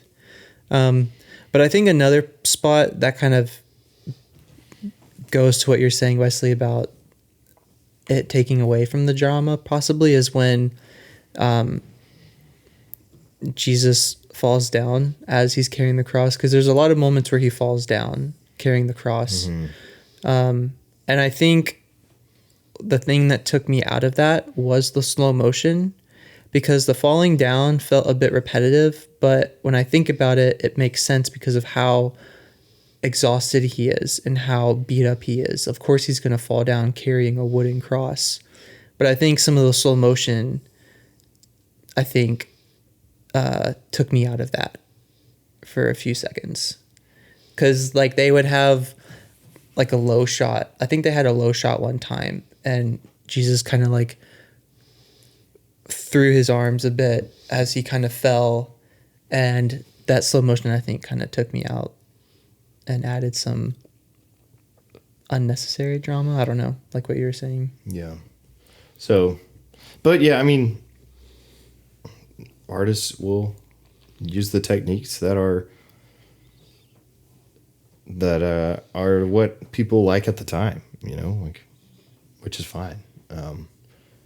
So I'm not going to be like too critical of it. And again, it's like another nitpick. It's not like it ruins it, but overall, like the cinematography is like really, really great. Mm-hmm. And so anyway, I think the film has aged pretty well. I mean, like in terms of like in our culture and also just like as a film, I think it's aged remarkably well. A lot of people I know still watch it once a year around Easter. Which, so, you know, there's tradition to it. It's important. Like I said at the beginning of the podcast, it's like the one good movie we have. Well, I mean, there's like some older movies like Ben-Hur, but that's like less directly like a biblical adaptation. The Ten Commandments. It's a classic. That would be a fun one to deep dive. Yeah, maybe we should just be a Christian movie podcast. That's it. Well, the Ten Commandments. We'd run out of movies pretty fast. The Ten Commandments has a very pivotal visual effects scene, like the Red Sea parting. Like that's a pretty big monumental moment for cinema effects. The Prince of Egypt. The Prince of Egypt is so good. Ooh, maybe we wouldn't run out of too many movies. But there's also like God's Not Dead and stuff. I'm like, all right. You know, respectfully, I don't want to watch this. It's just like so obviously like pandering. I watched that movie when I was a kid. Emotion baiting, like that's all. I watched that when I was like 12 or 11. I was one of the people, because at the movie it tells you to text people. Yes, it did. It tells you to text them at the end. God's Not Dead. I didn't text people that, but I made that at the time. You had text phones, right? You could, you know, they flipped open or they slid open. You could put like a signature. Oh, yeah. I guess you could still do that on a text message. Nobody does that anymore. But you could, so I put God's Not Dead in my signature. Dude, every text. You want to know what I did? I literally created a group chat. Like I just selected every contact and kept adding them to the recipient. And I just went down the contact list and then I texted what they said to text. God's Not Dead. And then, like, you just have this hub of people who probably don't know each other getting this to one text. Dude, what were we on? Thankfully, I never did that. You guys, I'll let you guys have the embarrassing stories this time. And my gosh. I'll just... You didn't watch it when you were 12, 11, or whenever it came out? And part of the show note says to, what is its impact on religious films that followed? I'm like... I don't know if it did have an impact. Everyone saw it as like, we cannot do better. So I don't think I've seen... I think there have been some movies that have kind of like flown under the radar about... Have there? I mean, Jesus. Okay, Bonhoeffer? Oh. But like... I mean... Yeah, I mean, Bonhoeffer... But I wouldn't say like Bonhoeffer's like that inspired by... I don't know. What I think it showed was like a return... Bonhoeffer's inspired by Jesus. It's like the last great like biblical movie, I think. You know, unless I'm forgetting something. But what in the last 20 years we haven't seen like a direct adaptation of something in the Bible. Well, anything to this scale with a high profile director. Okay. Honestly, I think The Chosen is another big it's a show. It's a show, but I think like but it's popular in terms of because it's still film technically if we want to get all technical. It's culturally relevant. Yeah, it is. Yeah, but it's definitely on a different level, because it's not trying to be graphically accurate in terms of the violence. It's more, I mean, we haven't gotten to that. Yeah, I'm really interested to see how they do the crucifixion and stuff, but yeah. They might just go rated R for an episode. Yeah, I don't know. Maybe. TVM. We'll see. TVM. MA. TVMA. Yeah, MA, sorry. TV Ma. Yeah, so I wonder if it's like, I think the big reason why like this movie is so singular, it's just because the ambition of it, the risk of it is so great and so high. Like people don't want to make movies about that. Like not because it's not a good movie, but it's just, man, this could be my whole career. Like this, if I mess up something about Jesus or, so I get it. There's some risk. And it's also just, Mel Gibson is also just like an all-time great filmmaker too. And he has the talent to be able to do something like this where maybe somebody else wouldn't, but yeah. And also not a lot of people in Hollywood are like, who have the talent are like wanting to make movies. Like they're not religiously connected. So yeah, I also give much respect because Mel Gibson also is an actor and he could have easily wanted to have a role in this, but I think choosing not to have a acting role says something, like being intentional about who they're casting says a lot as well. Because like a lot of actors/directors will act in what they direct, sometimes.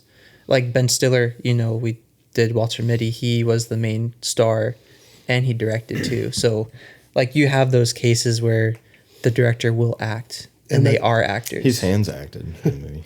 Well, I guess, yeah. His hands got the shining moment. Yeah, I mean, because he had done that before, like with Braveheart. Yeah. He directed that. But did he direct the, what's that American Revolutionary War movie? The Patriot? I don't know if he directed that. Maybe he did. M. Night Shyamalan. That's a good movie. He's in every movie of his. Oh, is he really? Jon Favreau. Jon Favreau too, yeah. M. Night Shyamalan, ding dong. M. Night Shyamalan. The twist is he's in his movie. There you go. That's funny. So if the film was made today, I don't think it'd be made the exact same, though. I mean, we might find out. We're getting a Passion too. Oh, yeah. Maybe we can end our discussion with that. Like, Mel Gibson has said he's working on, and Jim Caviezel, too, coming back. It's called, I think it's The Resurrection of the Christ, I think is what it's called. So I'm interested to see. It's probably going to be way less graphic and violent, I imagine. I don't know. More of the shots that Wesley likes. Or wait, no, that you like. But you were kind of like saying it was a little corny or cheesy, like more bright daylight, perfect sunlight. Yeah. I don't know. I'm just being funny. The 12 apostles. The 12 apostles. The apostles. 11. I was trying to say disciples and apostles at the same 11. time. Well, technically 11. Well, they did add a 12th, Matthias. Pretty sure that was after Jesus. That was in Act. Well, yeah, that was in early Acts. They're like, Matthias didn't get to see the glorious. He's like, he so what happened? Matthias is like, what happened to the last guy? And they're like, not important. he's Actually over, I think they all knew what happened. He's like, he's overseas in missions. He's not there. Anyway, I don't know how I feel about it. I don't think if you're going to do that, I don't know if you need to bring back Jim Caviezel. Not because I think he's a bad actor, but because he's like in his 50s, almost 60, and like Mel Gibson said, "Oh, we're going to de-age him digitally." I'm like, all right. So we get to look at the de-aged Luke Skywalker face or whatever, like we've seen in Star Wars, or do I want to watch that for a whole movie? I mean, well, we do have some good cases of de-aging. But doing that, like, how do we know it'll be a whole movie? Movie. I mean, he might just be in the beginning when he returns to the disciples, and. But honestly, like if Jim still looks pretty good, like if he's kept up with his health, he looks like he's a middle-aged guy. I can't imagine makeup de-aging him. Just like clean up some, I don't know, wrinkles. We'll see. I don't know if it will have the same cultural impact, but if it comes out, I'll go see it. But you bring up the resurrection, and I think this was one thing I was thinking about after the movie. I don't know if I brought it up after we watched it, but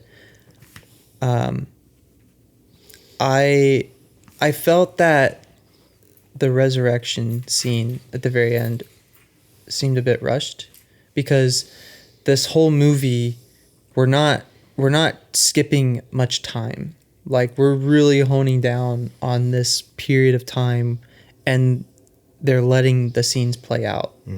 And then all of a sudden we fade to black when Mary is holding Jesus, and then we cut to the stone rolling away, Jesus's wrappings falling because the body's not inside anymore, and then Jesus sitting beside the wrappings and then walking out. I just felt like, in all honesty, with respect, I felt it was a bit shoehorned with the rest of the movie, like what we just watched. Fade to black, boom, there's this quick resurrection scene. I don't know if you guys felt that at all, but I wonder, like, I get why they put it in there, because it's so important, like the resurrection. At the same time, though, I think that that La Pieta shot could have been the end. But I get it why, because you want to show like the hope and like that he did rise. Like, that was not the end. Yeah. So I get it, but also I definitely agree. Like, the way it was executed to me just seemed like so jarring and drastically different than what the film had presented up to that point. So yeah, I don't know. I wonder. I don't know what a good solution to that would be, though. Because I was kind of expecting scenes to lead up to that.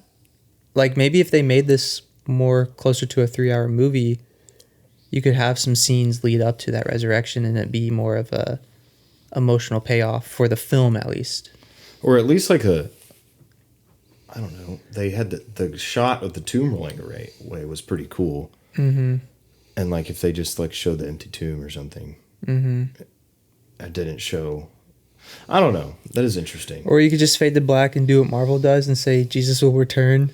I hate Marvel. I hate Marvel. Anyway. Any thoughts, Jason? I mean, I liked it. He liked it. Jason liked it. I do agree with you. I think they could have ended with Mary holding Jesus' body. I think that would be a good place to end it there. But again, you're missing a lot of you're missing the entire point by not showing the resurrection, I think. So yeah. I get why you have to put it in there. I don't have a problem with it cutting to that. I think the interim is really not that important. It's in the Bible. It's like, oh, we're grieving. I can't believe he's dead. This, that, and the third. And you have the disciples and Mary Magdalene being at the tomb, discovering it's empty, whatever. Like, could we have gotten some of that? Like, sure. I just don't think it's that important, because for me, like, thematically, I think it works really well in the sense, like, for a moment there, the world thought like maybe the world wins. We killed Jesus. Mm-hmm. We got back at him for our perceived grievances. But in reality, like, that's, it's kind of what he wanted. He wins by dying. Yeah. But you don't know that until you see him resurrect. So I think it's like the immediate, like, hey, I know what you just saw is like really sad and kind of like brutal, but remember, we actually win here, right? Like, this is us winning. So I don't know. To me, that's what it's like. That's how I felt seeing it. It was like, yeah, like, we just went through like 2 hours of like, mm-hmm. watching somebody be tortured. So I think it's Mel Gibson saying like, hey, like, like, pay attention here, because this is not a defeat. Yeah. That's kind of how I felt like it was being communicated.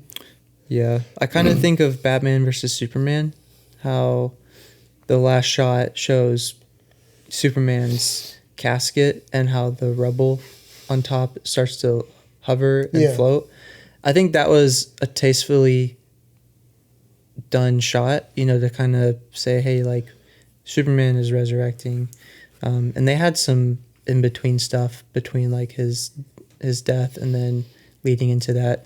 And by no means am I comparing BVS to The Passion of the Christ, but you can find some similarities. And so I'm just thinking, you know, I feel like there's something missing in between Mary holding Jesus and that resurrection. Or like maybe adding like Mary, like, I mean, there was such an emphasis on like Mary and Mary Magdalene and John in that movie. Like maybe just show them approaching the tomb or something. I don't know. Yeah. But regardless, like, I think it was fine, an ending, you know, like, I think the movie was so emotionally impactful. I think as a Christian, like, just seeing that, you're like, okay, there's hope, you know, like, I think I think that scene does serve a purpose, even if it's not a perfect scene. So, anyway. I'm wondering how they did his hands, because they show the holes in his hands, and it's very brief. Stigmata. Huh? That's what they're called, stigmata. Oh. Priests would do that to themselves too. Sometimes. Oh, wow. That's really weird. But technically, I'm wondering if they digitally did it, or if they made makeup look like he had a hole in his hand. Yeah, I don't know. I'm not sure. I feel like they did it digitally. Might have been easier. Like it's a really quick shot, right? Maybe some kind of tracking dot on his hand to help with tracking in post, maybe. But yeah, stuff like that I like to dive into. Yeah, so let's rate it up, word it up. Yeah, this is going to be Jason's first 10 out of 10. Everyone. No, it won't. Not a 10 out of 10 for Jason. No. What is it? It is one of my very few 9.5s. Oh. 9.5. The very rare. Coveted 9.5. Very rare. Now, I do have to caveat it. I think I'm 100% super biased. Right? I think objectively I can say this movie is definitely really good. There's a lot to like from a filmmaking standpoint. Yeah. From an acting standpoint, score standpoint. So, yeah, I'm super biased, but I also think like an unbiased score would be pretty close to what I'm giving it now.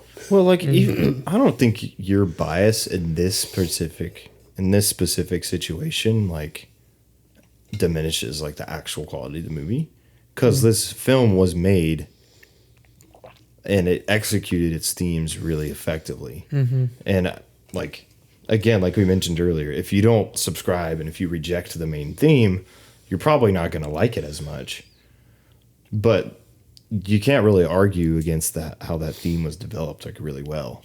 So I think your bias almost like helps you see the movie for what it actually is. Yeah.